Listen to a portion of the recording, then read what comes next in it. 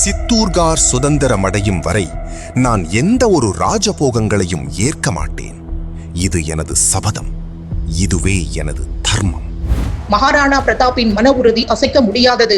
புல்லால் செய்யப்பட்ட ரொட்டிகளை சாப்பிட்டு உயிர் வாழ நேரிட்டாலும் அவர் ஒருபோதும் தலைவணங்க மாட்டார். ஜியாதி அக்பரின் கட்டுப்பாட்டில் இருந்த சித்தார்கார் கோட்டையை மீட்டெடுக்க மகாராணா பிரதாப் தனது அனைத்து ராஜபோகங்களையும் துறந்தார். ஆனால் இது வெறும் தியாகம் மட்டும் அல்ல, அது ஒரு போர் தந்திரமும் கூட. இது 16ஆம் நூற்றாண்டின் கதை. தனது பேரரசின் சுயமரியாதையை காப்பதற்காக பிரம்மாண்டமான அரண்மனைகளை துறந்து காடுகளையே தனது இல்லமாக மாற்றிக்கொண்டார் மகாராணா பிரதாப். 1576ஆம் ஆண்டு நடைபெற்ற ஹல்திகாட்டி போரின் தூசிகள் அடங்குவதற்கு முன்பே போர்க்களத்தில் ரத்த வாடை வீசிக் கொண்டிருந்தது.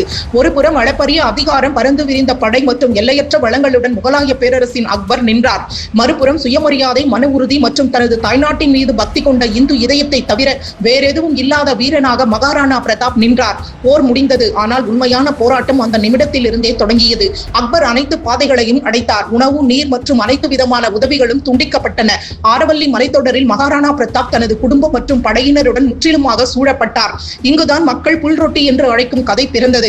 ஆனால் அது உண்மையில் புல் அல்ல. அவை காடுகளில் விளையும் சமா மற்றும் காரி போன்ற காட்டு தானியங்களின் விதைமணிகள். இவை பார்க்க பஜ்ரா, கம்பு போன்றே இருக்கும். இவற்றை கொண்டுதான் ரொட்டிகள் செய்யப்பட்டன. வரலாறு எளிய புல் ரொட்டி என்று எதை வர்ணிக்கிறதோ அது உண்மையில் ஒரு உயர்தர புரதச்சத்து கொண்ட உயிரை தக்க வைக்கும் உணவாகும். இதுவே நீண்ட கால கொரில்லா போரின் போது மகாராணா பிரதாப்பையும் அவரது வீரர்களையும் தாங்கி பிடித்தது. மகாராணா பிரதாப் ஒரு சபதம் மேற்கொண்டார். சித்தூர்கார் சுதந்திரமடையும் வரை நான் எந்த ஒரு ராஜபோகங்களையும் ஏற்க மாட்டேன். இது எனது சபதம். இதுவே எனது தர்மம். சித்தூர் விடுதலை பெறும் வரை நான் எந்த ஒரு ராஜபோகத்தையும் ஏற்க மாட்டேன். அவர் தங்கம் மற்றும் வெள்ளி பாத்திரங்களை கைவிட்டு இலைகளில் உணவருந்த தொடங்கினார். மெத்தைகளுக்கு பதில் வைக்கோல் படுக்கைகளில் உறங்கினார். ஆனால் மீண்டும் சொல்கிறேன், இது வெறும் தியாகம் மட்டும் அல்ல, இது ஒரு தந்திரம். முகலாய படை கனமான விநியோக சங்கிலிகளை நம்பியிருந்த போது பிரதாப்பின் படைகள் காட்டின் இயற்கை வளங்களை நம்பி உயிர் வாழ்ந்தன. பழங்குடியினர் அவருடன் நின்றனர். மலைகளே அவருக்கு கோட்டைகளாக மாறின. அதன் பிறகு கொரில்லா போர் முறை தொடங்கியது. திடீர் தாக்குதல்கள், மலைகளில் இருந்து தாக்குதல் மற்றும் முகலாய படைகள் மீது இடைவிடாத அதிரடி தாக்குதல்கள் நடத்தப்பட்டன.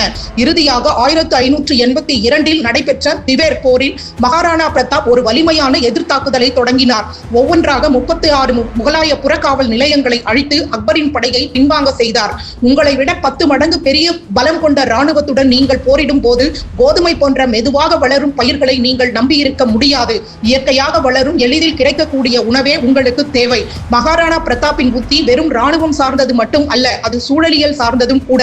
அந்த புல் ரொட்டி சுயமரியாதையின் அடையாளமாக மாறியது. அது ஒரு மன்னனை ஒருபோதும் தலைவணங்க விடாத நெருப்பை தன்னுள் கொண்டிருந்தது. அதனால்தான் வரலாறு இன்றும் சொல்கிறது, மன உறுதியின் வலிமை வாளை விட பெரியது, வலியது.